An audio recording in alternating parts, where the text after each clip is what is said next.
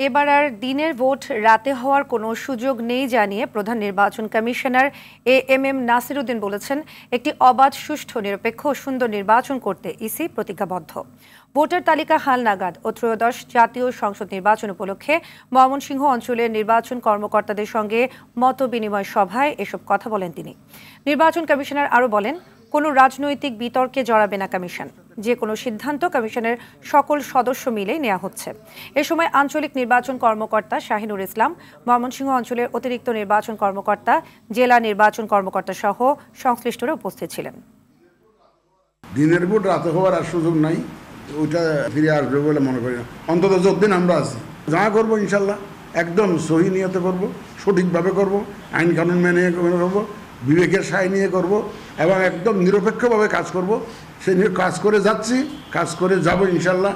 তাতে আমি কেউকে ব্যক্তিকে খুশি করার জন্য কোনো কাজ আমরা করছি না।